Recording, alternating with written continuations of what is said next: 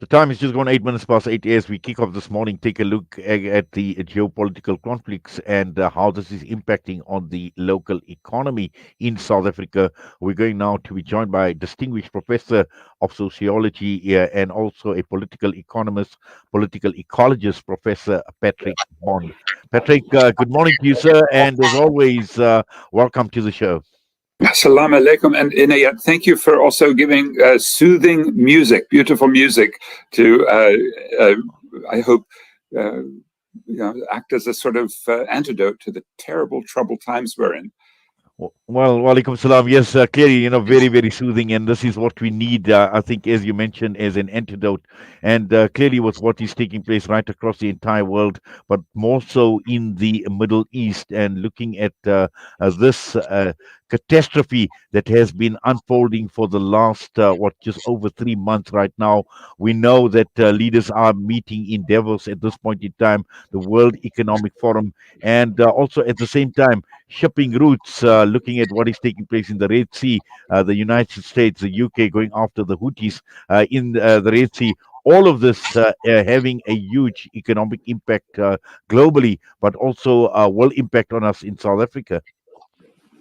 It is true. The Houthi rebels really have shaken things up in a way on behalf of Palestine that very few expected would be possible. They have a very strategic geographical location. So the shipping that goes through the Suez Canal, I'm sure all the viewers and listeners know, is very vulnerable. Even a couple of years ago, 3 years ago, there was a huge evergreen tanker that was a container ship, and it was stuck and for nearly 2 weeks stopped world shipping, and that's where 12% of the ships go through.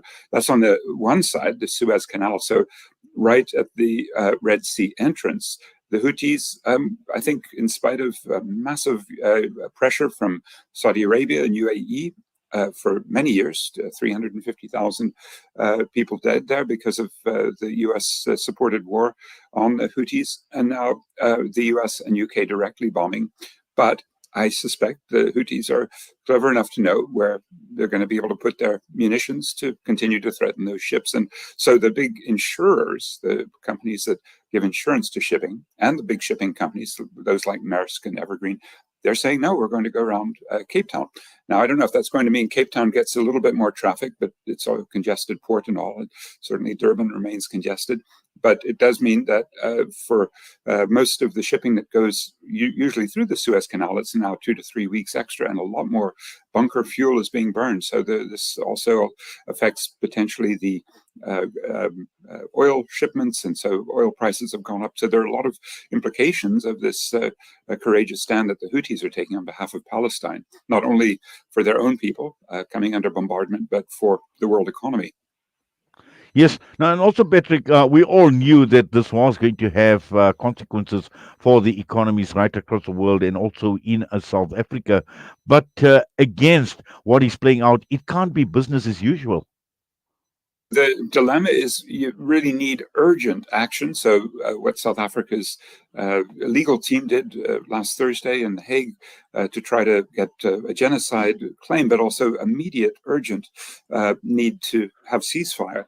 That's crucial. But whether Israel, if they are indeed told in the next few days, next week or two, that they should stop, whether they will or not, given that they have U.S. backing, British backing, and I happen to be in Berlin right now, and the German backing that they received last Friday was really shocking. This is for Germany, the third genocide in 150 years, 115 years, that is, since 2008. Since 1908, when Herero and Nama people, that period, 1904 to 1908, and then, of course, the Holocaust, and now their support for Israeli genocide. These are really worrying because the veil of Western liberal concern for human rights now has been lifted. It's really very, very thin, isn't it? Well, certainly. And also, I see the Davos week that is taking place, and there seems to be a lot of talk about rebuilding trust. But against the geopolitics of what is playing out in the Middle East. And, how does one actually build trust? And looking at it even from an economic perspective, one sees global institutions like the United Nations. We've seen the United States wield its power with regards to the veto that it has. And it's going to be quite interesting to see how the ICJ actually rules on South Africa's case against Israel.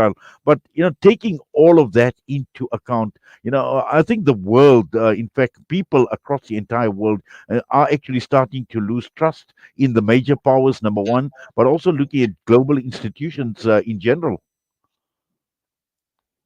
In it, it's I study this carefully, and it's very interesting that even where the most critical global institution, which is the United Nations Framework Convention on Climate Change, hosted by the UAE last month, and you saw an elite alliance. South Africa was very much part of it. South Africa having Barbara Creecy, our environment minister, right at the core decision making and the drafting of documents.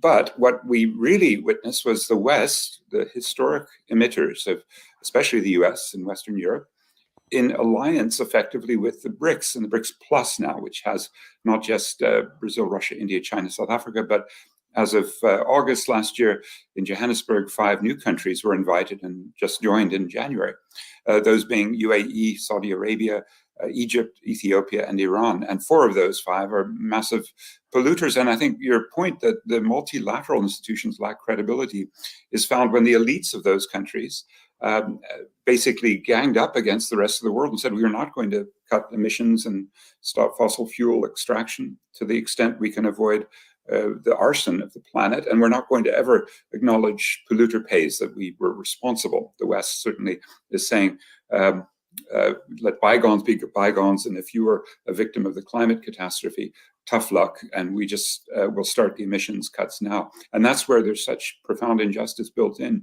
And we see that with the same, let's say, most of the same countries. Of course, Brazil joining South Africa in the International Court of Justice, along with actually some surprising, we have Latin American countries on the left, like Bolivia, Colombia, some say Venezuela, but also you have right-wing governments, Pakistan, normally a loyal sub-imperial ally, or Turkey, Malaysia, those join with South Africa. And so it's a very interesting moment where the institutions of international power, and the ICJ doesn't have much power. We have to acknowledge that they won't have implementation power, even if they come up with a good decision. And also, we should acknowledge that the president of the International Court of Justice, Joan Donoghue, is from the United States, not just from the US, but she was a very loyal, effective US State Department employee, even going to the Court of Justice in the 80s to argue the case that the US should be able to mine the harbors of Nicaragua. And of course,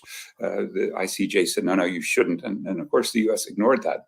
Now, that means these imbalances of power, they don't just suck in the West and their elites, but also, I think this new layer, the BRICS Plus, in the World Bank, the IMF, the World Trade Organization. When I say the last one, you'll acknowledge, because of 2010, 2014, 2018, FIFA, even our soccer. I say that here in Germany because Franz Beckenbauer just died last week. And if you remember, he was the greatest German player, but he was also the head of the German delegation that bribed FIFA delegates in 2000, which led President Thabo Mbeki to use the term global apartheid. And then, of course, Mbeki and Danny Jordan then found $10 million of their own to ensure that we got the 2010 World Cup. So let's just say that the world system has got these institutions.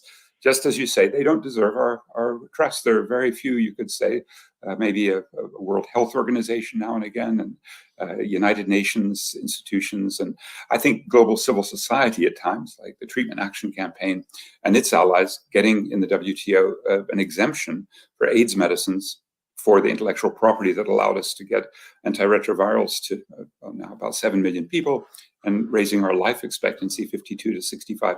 Those would be the exceptions. One other exception in it is when they put a limit on the what's called chlorofluorocarbon, or CFC. And you may remember back in the day, we would use underarm deodorant and we would spray, and that spray had these CFCs, and it would go up and create a larger ozone hole. And so they banned that in 1987 in Montreal. If I think back, it's the 1987 Montreal Protocol that saved the ozone hole from growing, and the AIDS medicines and the big fund, the global fund to fight AIDS, TB, malaria. Those are pretty much the two exceptions to your rule. And I agree with your rule that global power is too concentrated and it's malevolent by and large. And unfortunately, it's assimilated this next layer in the G20, which includes the G7 and the BRICS and BRICS plus countries. Yes, Patrick, I'm going to engage with you for a few more minutes, but before that, I need to pay some bills, so I'm going to go for a quick air break.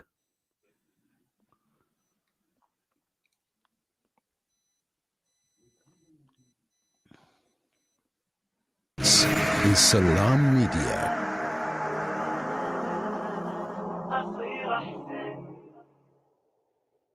After the recent attacks on Gaza, many families have been displaced with their homes left destroyed.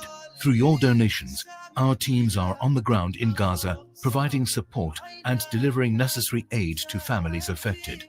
The people of Gaza need your help. Give hope. Donate today to Penny Appeal South Africa. www.pennyappeal.org.za 031 1100 573. We are here on the ground with many appeal organizations in Gaza. You know, it's a wonder how kids get anything done these days. With all the distractions, when do they even get time to study? As a mother, all I can really do is make sure they have all they need to perform at their best. That's why I choose to include Sunfoil triple refined pure sunflower oil with every meal I make. Naturally cholesterol-free and approved by the Heart and Stroke Foundation as part of a balanced eating plan. So whether I'm cooking, frying or baking, I know every dish will be a wholesome one. Sunfoil, now we're cooking. With so many investment options today, it's only natural that you might feel a little confused which route to take. Should I buy shares or should I invest in gold bullion?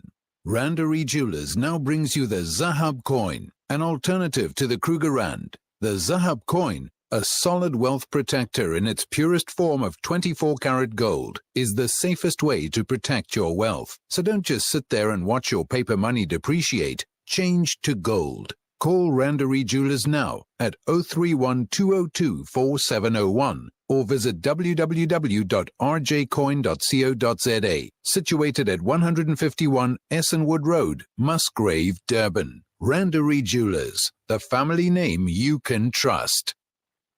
1 year ago, our lives were forever changed when we met the Syrian and Palestinian refugee children from Africa Muslims Agency's Amman School in Lebanon. I love you, South Africa. I will miss you, South Africa. I'm so happy to see you all. The One Child, One Dream Tour. Join AMA for a fundraising dinner and exhibition on the 9th of September at the Orient Islamic School Hall in Durban as we share the impact that your donations have made, taking these beautiful children one step closer to achieving their dreams. Get your tickets now. Contact 083-843-2562 or follow Amma on social media.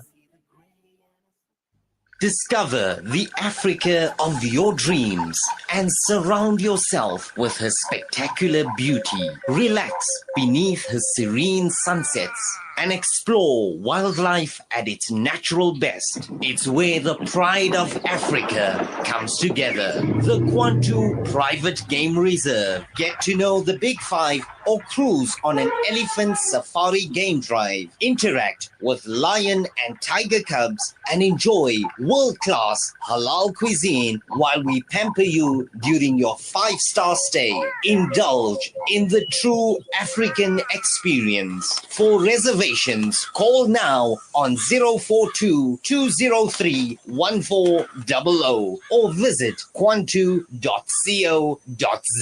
The Kwantu Private Game Reserve, the place of gathering.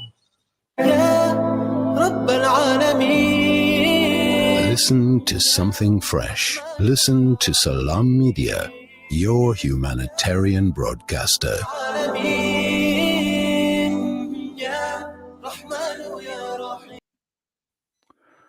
Well, if you have just joined in, we continue our discussion this morning with Professor Patrick Bond. We're talking about the impact of the geopolitical conflicts on economies around the world and also for us locally.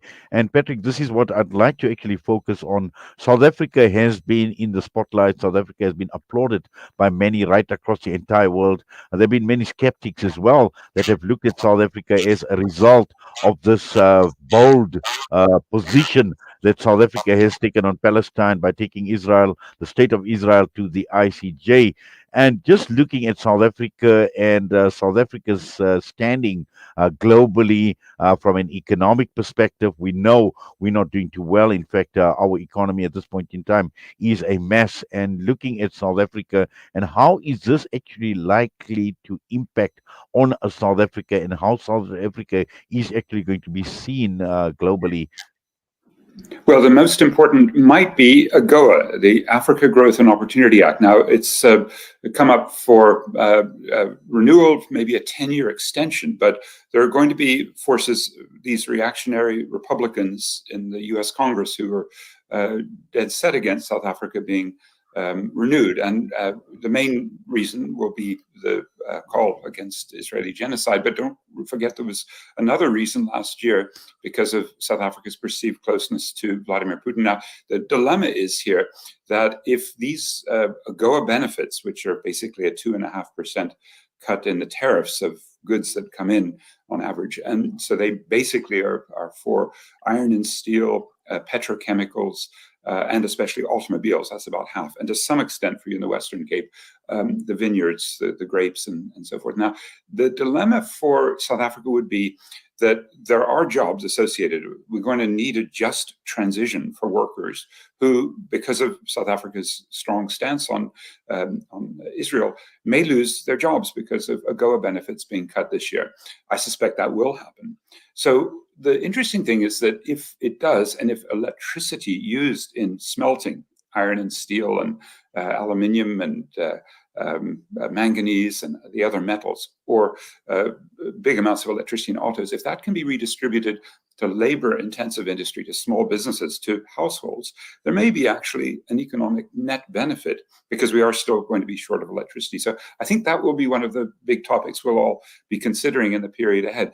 A just transition for workers, especially metal workers in these industries that are vulnerable, and the extent to which electricity can be better managed since we are so scarce. Yes, but also, Patrick, could this be a game changer for South Africa, considering the South African position? And earlier on, you spoke about BRICS. We've seen the lines that have been clearly drawn between the global South and the global North.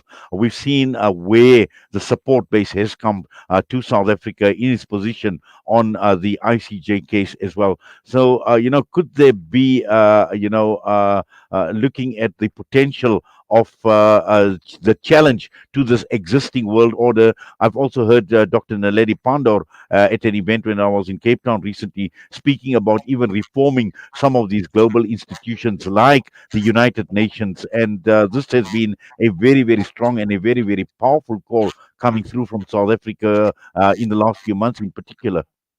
Let me be a little bit more pessimistic. With all the desire I think we both share to see that sort of reform, and with full respect to Naledi Pandor, to her Director General, Zane Dangor, extremely talented and committed. Nevertheless, the power relations are adverse, and I don't really see the BRICS being that global South representative. Not so many rich dictators from the Middle East, but particularly India has lined up with Israel. Ethiopia does as well, for historic reasons with the circular migration of Jewish Ethiopians to Israel. But particularly UAE, Egypt, and Saudi Arabia are still US sub-imperial allies, more than they are new BRICS anti-imperial forces. And even Russia hosting the BRICS this year. Sergei Lavrov, the foreign minister, said last month that he thought it was nearly identical, the rationale for Russia illegally invading Ukraine, to what Israel is doing to Gaza, that is denazification. He said nearly identical. Now, that's shocking to me. And it means the BRICS really aren't going to be reliable allies in any humanitarian or global reform project. So I would prefer to look at it from below. And I think at that level, as you're looking for a move of progressive forces, I think, for example, gift of the givers, the ability to go to sites of conflict, the heartfelt contributions and humanitarianism. That should really be our model rather than looking at some national state geopolitical arrangement. I think it really has to come from below, as we saw, as I mentioned, the Treatment Action Campaign defeating Big Pharma back in 2001 at the World Trade Organization to get the AIDS medicines to people. That would be more my formula for the way forward. When you say coming from below, what about global civil society? Because we've seen civil society rallying behind the Palestinian cause. In fact, the level of support for Palestine and against imperialism, even against going against the very own institutions, the leadership right across the world, the superpowers, all of them have come under pressure from civil society. Could that be a factor? Could that influence? Because we know elections are coming up as well in the United States of America. Elections are going to come up in the UK. So it will be quite interesting to see what some of these outcomes will be and how they're going to pan out, Patrick. Yes, just briefly, I think absolutely agree. And the Palestine solidarity movement, say in a place like Berlin, where I am right now, is remarkable because the German government really is profoundly repressive. And even one of the leading universities here in the city, Free University, has been clamping down on students simply exercising a right to protest.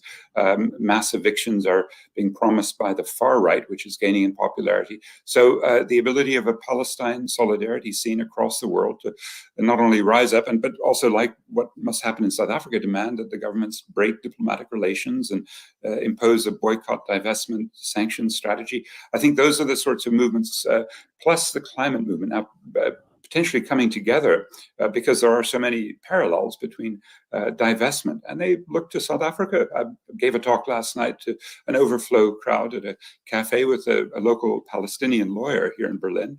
And the fascination with not just Israel as apartheid, but also anti-apartheid BDS that helped to bring down the regime back in 1985 when the real hit occurred financially in combination with local protesters with these international solidarity acts. So I think we've got two amazing movements, don't we? Palestine and climate, and finding ways to build those so they're not just single issue, but to connect the dots. And I'm always happy to hear Omar Barghouti, right, our great Palestinian leader and founder of the BDS movement, to say, yeah, connect the dots. When you see a Zionist or a racist or a climate denialist, you'll often find linkages between them, and you'll often want to be able to build our movements and make the links and make them stronger and stronger. And I do see that happening. It's been a remarkable upsurge, and even in a country like South Africa, we're so proud of the team that went last Thursday. We know there's still work to be done. Well, certainly a lot more work to be done, but for now, we thank you. We appreciate you taking time out from Berlin, Patrick. And as always, your time with us is adds just so much value to our programming here, right on Salam Media, and we're appreciative of that fact. And we thank you. We wish you all the best. Please take care. Thank you very much. Professor Patrick Bond with us, distinguished professor of sociology, also a political economist and political ecologist with us this morning.